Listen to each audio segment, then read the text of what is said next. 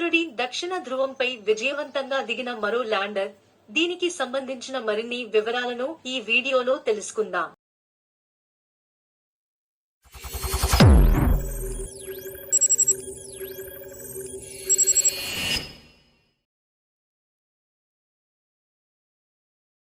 చంద్రుడి దక్షిణ ధ్రువంపై మరో ల్యాండర్ విజయవంతంగా అడుగుపెట్టింది. అమెరికాకు చెందిన ప్రైవేట్ ల్యాండర్ ఒడిసియస్ చంద్రుడి దక్షిణ ధ్రువంపై విజయవంతంగా దిగింది. దీంతో 5 దశాబ్దాల తర్వాత అమెరికాకు చెందిన ల్యాండర్ మళ్లీ చంద్రుడిపై దిగినట్టయింది.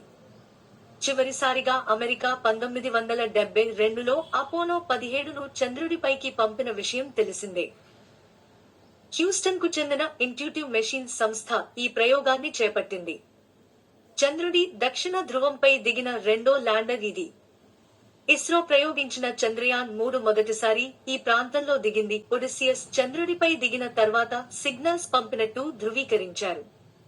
అయితే ల్యాండర్ పనిచేస్తుందా లేదా అనేది మాత్రం స్పష్టంగా తెలియరాలేదు.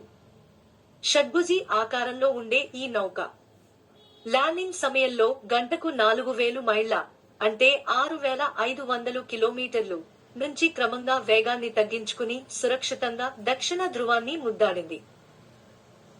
ఉపరితలంపై దిగే సమయంలో దృశ్యాన్ని చిత్రీకరించడానికి ల్యాండర్ వెలుపల ఈగిల్ క్యామ్ అమర్చారు. ఈ కెమెరా చిత్రీకరించిన ల్యాండింగ్ దృశ్యాలను విడుదల చేయాల్సి ఉంది. సందేహం లేదు, మా పరికరాలు చంద్రుని ఉపరితలంపై ఉన్నాయి. మేము సంకేతాలు పొందుతున్నాం అని company chief technology officer Tim Crane అన్నారు. ఈ ప్రయోగం విజయవంతం చేసిన తమ బృందాన్ని ఆయన అభినందనలు తెలిపారు. 1972లో నాసా చేపట్టిన మానవ సహిత అపోలో 17 మిషన్ విజయం పునరావృతమవుతుందని ఆశాభావం వ్యక్తం చేశారు.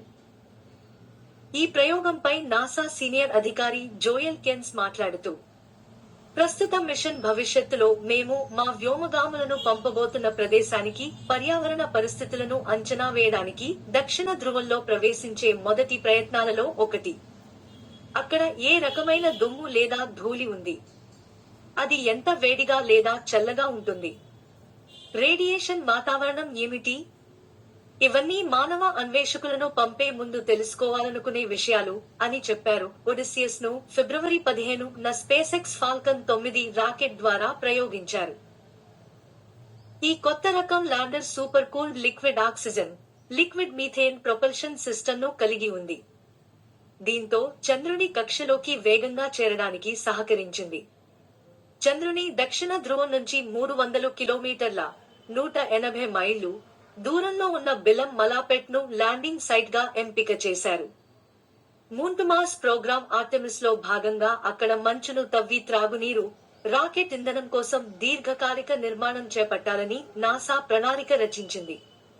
అంతరిక్ష నౌక నుంచి ఇంజిన్ ప్లూమ్ ఫలితంగా చంద్రుడి ఉపరితలం ఎలా మారుతుందో పరిశోధించడానికి కెమెరాలు, సౌర వికిరణం ఫలితంగా సాయంత్రం ఉపరితలంపై ధూళి కణాల మేఘాలను విశ్లేషించే పరికరాలు ఒడిసియస్ లో అమర్చారు. అలాగే ఇందులోని నాసా ల్యాండింగ్ వ్యవస్థ లేజర్ సాయంతో సిగ్నల్ తిరిగి రావడానికి పట్టే సమయం, ప్రమాదాన్ని నివారించడానికి నౌక వేగం, ఉపరితలం నుంచి దూరాన్ని ఖచ్చితంగా నిర్ధారించడానికి ఫ్రీక్వెన్సీ మార్పులను కొలుస్తుంది.